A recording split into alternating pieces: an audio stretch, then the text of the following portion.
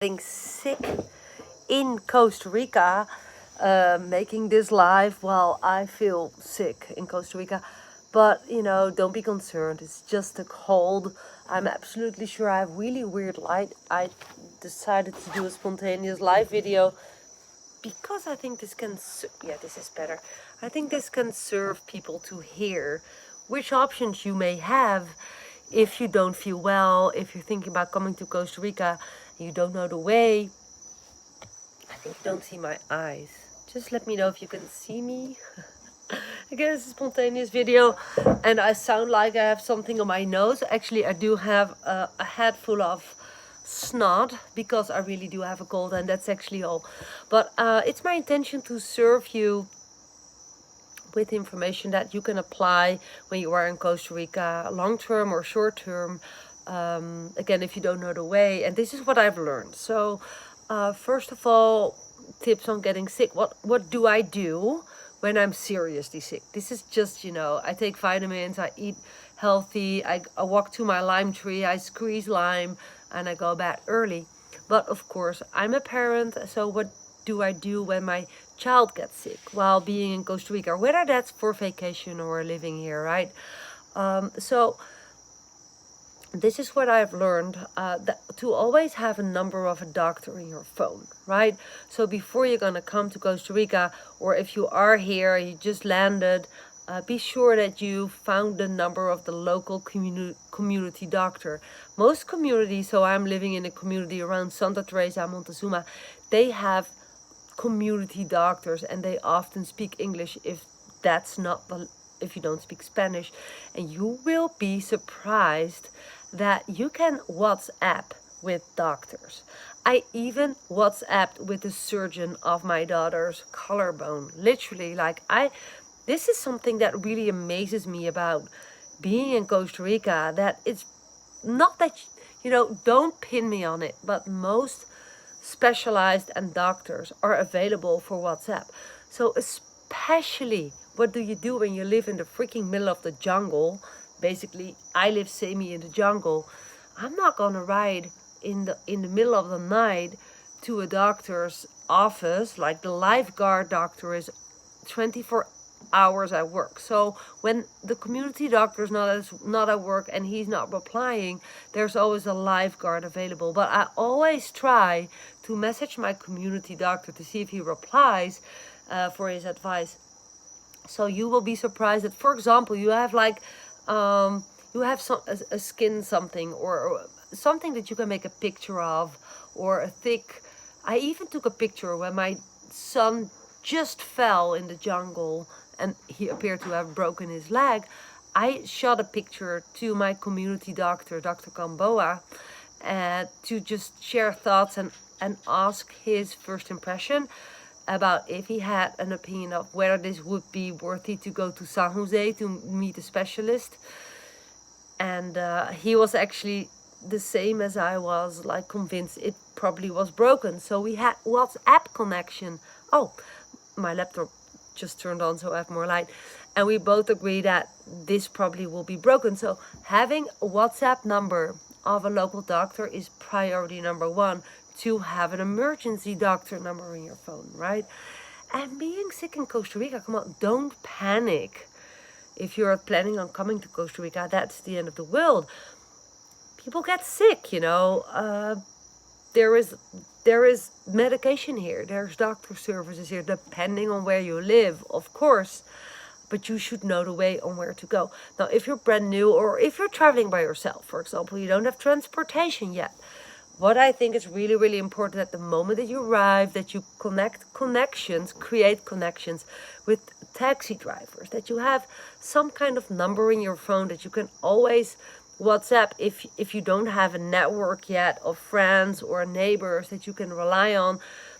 Can you imagine that if you get sick of food or something common that can happen, that can be really, really disastrous, if you feel like a zombie, and you get dehydrated and stuff, that there's someone to take care of you. So if you don't have anyone yet and you are in need of seeing a doctor, be sure that you can call a cab. That is a tip. And first and foremost, be aware of that Costa Rica has a very, very good and cheap health system. So what I've often did is to pay money out of my back pocket for things that I needed. And also that pharmacies often have medication that you can just buy that is in the Netherlands only sold with prescription, sorry, I fall off my word problem, my nose is so full of snot, of a doctor. So in pharmacies, you often also get help of doctors. Sometimes there is a doctor available and willing to look at, your problem. If you have ear infections, eye infections, skin infections, if you have a young child. So don't be shy if it's daytime to walk in a pharmacy and just ask for help. Medical care in Costa Rica is overall way, way cheaper compared to Europe, the Netherlands where I come from, but also United States. So yeah, I think that it's always good to have a financial buffer, that if there's some kind of emergency, especially when you're traveling with kids, it can happen to yourself. You can fall, you can cut yourself while making dinner, that you need stitches or whatsoever. Be sure that you know where to go and just don't panic. You're not in a third world country where there's no healthcare system. They have pharmacies, they sell medication. It's very affordable. And also people here, what I found out when my son and my husband were in a quad accident involved, that when the quad flipped over and they needed to be brought to a doctor, just random strangers helped them out, parked the quad on their property and brought them in their own car while they were bleeding to the local clinic here in town. I found that very, very amazing. What I found out, the difference in culture, what I love about the Tico culture is that, people are just willing to help you, even if you're a complete stranger and you're sitting at the side of the road and you fell off your motorbike or you had a car crash or whatsoever, quad accident. People are willing to help you and drop everything, their work, and just literally take you while you're bleeding in their own car, right? It's not just the first time that I've experienced this in beneficially, but also not myself, but also others have experienced this. So I think culture-based Costa Ricans are very, very helpful, but you should be proactive. Know where doctors to find, 24/7 doctors, but also, of course, I cannot stretch it enough. And if you look up my other videos on my YouTube channel about my adventures as an expat living with growing up kids here in Costa Rica, my daughter needed surgery. She had a traffic accident. We had to drive her by ambulance to Clínica Bíblica in San Jose because we don't have that medical services here at the Peninsula de Nicoya. My son broke his leg.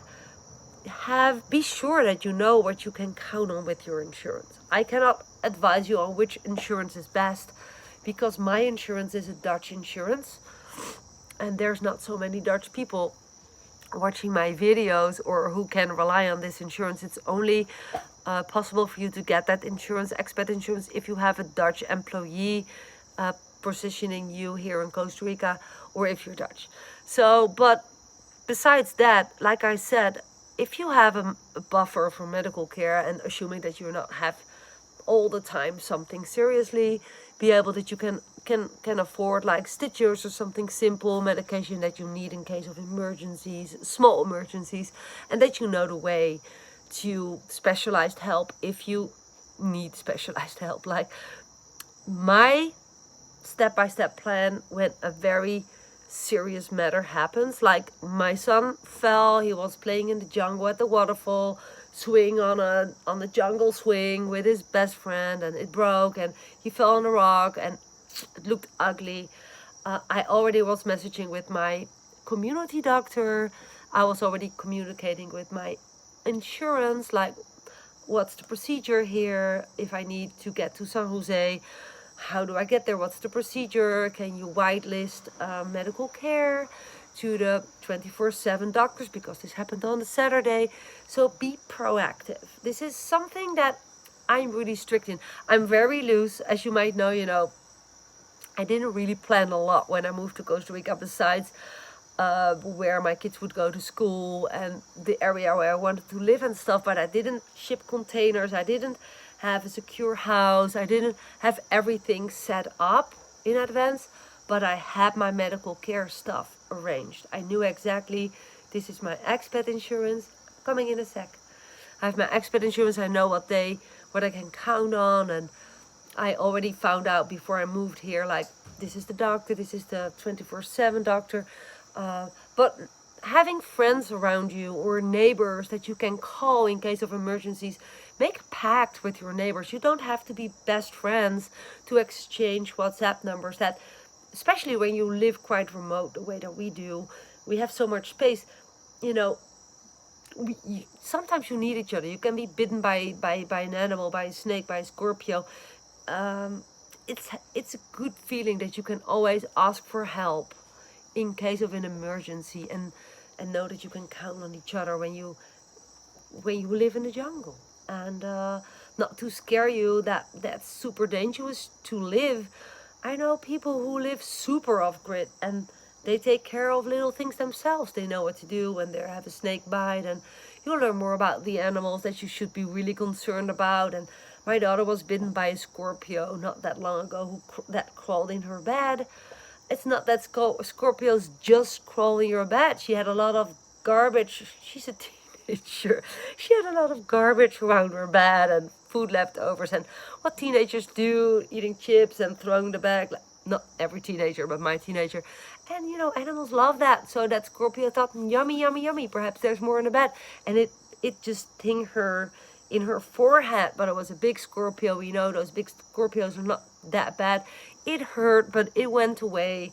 She took a day off. We didn't even need to go to a doctor. But that's the thing that you will learn as soon as you are in Costa Rica. And don't be paranoid, but just be curious on what others do when they're bitten by Scorpios. You can read. You have the internet available, and YouTube. You watch my videos, right? So you can also look up like what Scorpios are really deadly, what things to pay attention to, what can you do when you're bitten by a snake in this area, what are the most dangerous animals in this area. You can read about it while you are here. So you don't need to know everything before you're gonna come to Costa Rica. That would literally, if you ask me, not be possible. But getting sick in Costa Rica, you can overcome it. Just think realistically, have your options. So these were my tips, and I hope it helped you. And it was a fun evening video with my nose snotty. Again, I don't have a serious disease. I'm just having a cold, and I squeezed my lemons this morning, and I felt really normal today. I literally went to the spa to do my nails because I was not sniffing at all, but now it's evening and I get snotty again, and so I'm gonna go to bed early, and tomorrow I'll probably be fine. And but this happened reminded me that I should do a video about this topic. So let me know if it was of any help of you. Let me know if you have any questions below. And I cannot stretch enough that I am really, really happy that even when I am sick, I had COVID several months ago, and I could literally do like 10-minute things on my laptop while laying down in my bed feeling, I felt like I had a huge flu, and my business kept running while I was super sick of COVID months ago. And I had like, I think $20,000 months. I was sick for, no, not months, 1 month. I was sick for 3.5 weeks. I had like a $25,000 month that month. Well, I worked, I think I never worked so little as that month. Just saying, I sometimes see people like, I want to come to Costa Rica, I want to move to Costa Rica, but I'm looking for a work job. I assure you, if you learn the skills to set up a business online and be an independent entrepreneur, and you know how your business can run for you even when you're offline, basically called passive income and an automated business. Of course, you need to do some things. You need to reply to emails and be active sometimes, but using and leveraging smart systems, it's what I have, and I've never missed out on any type of income, even when I was seriously sick. So that's a reminder that if you're curious about learning more about that, it's just a side note.